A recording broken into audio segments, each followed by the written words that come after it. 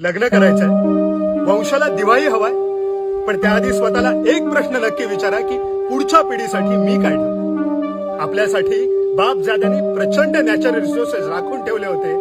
घरात पैसा नव्हता पण समृद्धी. पोटभर नॅचरल फूड खाता येईल इतकी शेती दिली, शुद्ध निर्मळ पाण्याचे स्रोत दिले, देवरायांसारखी घनदाट जंगलं, निसर्गात जगण्याची एन्व्हायरमेंटल फ्रेंडली रुरल टेक्नॉलॉजी दिली, माती दगडांची नैसर्गिक घरं जी मेंटेन करण्यासाठी लागणारी लाकडे देणारी झाडेही राखून ठेवली.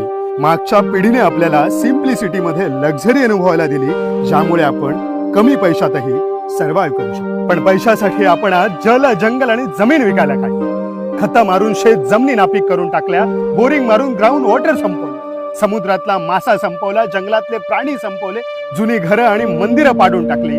हव्यासापोटी पुढच्या शेकडो पिढ्यांचे रिसोर्सेस आपण आताच संपवून टाकलेत. मग पुढच्या पिढीला